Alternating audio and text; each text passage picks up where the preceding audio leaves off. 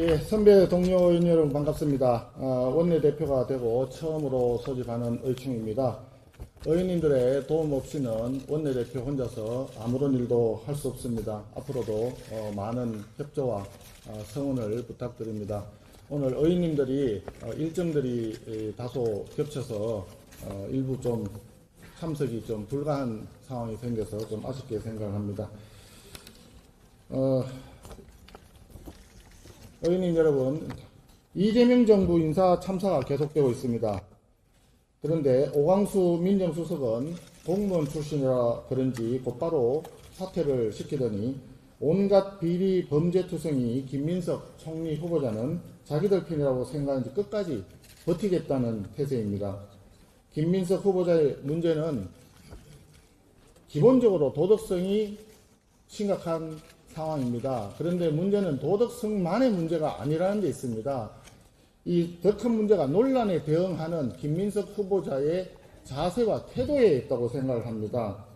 대법원의 유죄 판결을 받은 자신의 과거 전과에 대해서 엄연히 사실인데도 불구하고 반성과 사과는커녕 정치검찰이니 표적수사니 검찰의 조작이니 운운하고 있습니다. 이런 행태를 도대체 누구한테 배웠는지 모르겠습니다. 예, 대통령 본인이 그런 전과가 있다 보니까 본인이 얘기했던 대로 정치검찰이다, 사법쿠데타다 이런 식으로 하면서 지지자들에게 호소하는 그런 행태를 답습하고 있는 것 아닌가 하는 국민적 의구심이 있습니다. 윗물이 맑아야 아랫물이 맑은 법 아니겠습니까? 대통령 자체가 자신의 범죄에 대해서 반성하지 않고 정치적 선동으로만 일관하니까 총리 후보자도 면피하기 위해서 따라하는 것입니다. 김민석 후보자가 총리가 되면 그 다음 민선은 또 어떻게 되겠습니까? 대통령과 총리가 전부 도덕성 문제가 있고 범죄 전력이 있으니 그 밑에 있는 사람들도 마찬가지로 인사에 있어서 도덕성 검증은 보나마나 기대를 할 수 없을 것입니다. 그들도 대통령이나 총리와 마찬가지로 정치적 선동으로 무마하려 될 것이 명약바라합니다.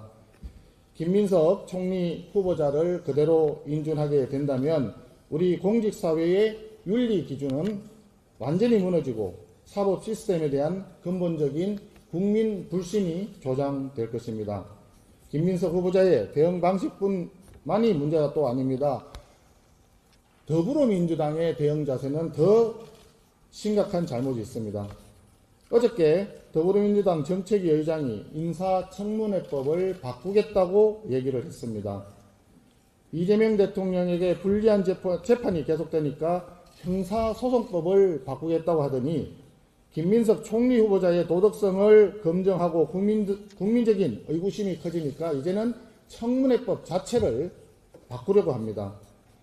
이 정권의 문제 해결 방식은 한마디로 수 틀리면 압도적 다수 우위를 기준으로 해서 법을 바꿔버리겠다 이런 거 아닌가 싶습니다.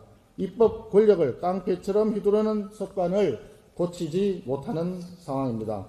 대통령과 총리의 도덕성이 무너졌는데 인사청문회 법마저 바꿔서 도덕성 검증을 별도로 뗀다면 국민들은 어떻게 공직 후보자의 적절한 인선을 알 수가 있겠습니까? 이 정권에서는 도덕성이라고 하는 검증 자체가 아예 사라질 판입니다. 모든 고위공직자의 이재명화가 진행될까 두렵습니다. 그리고 우리 당의 주진우 의원님이 김민석 후보자의 검증을 충실히 하다 보니까 더불어민주당에서 주진우 의원님을 공격하기 시작했습니다. 어이가 없습니다. 그럴 거면 주진우 의원을 총리로 지명하십시오.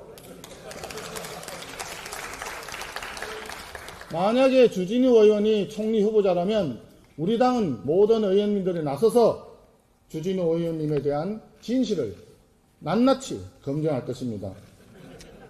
그런데 총리 후보자는 김민석 의원 아닙니까? 인사청문을 앞두고 검증하는 것은 더불어민주당이 야당일 때도 그대로 해왔던 일입니다. 너무 뻔뻔하다고 생각합니다. 김민석 후보자는 94건의 자료 제출을 요구했는데 그중에서 7건만 지금까지 답변을 했다고 합니다. 더불어민주당이 작년에 통과시켰던 국회 정언감정법 혹시 개정안이 기억하시는지 모르겠습니다. 기업이 개인정보보호, 영업비밀보호 등을 이유로 국회 자료 제출을 거부할 수 없다고 하였습니다.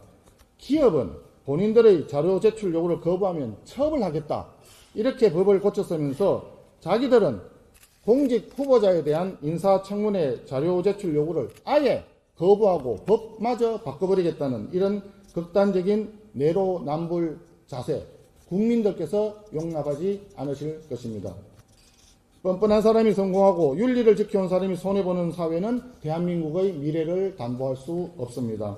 그래서 이번 김민석 총리 후보자 인선 문제는 반드시 근본적으로 재검토되어야 한다고 생각합니다.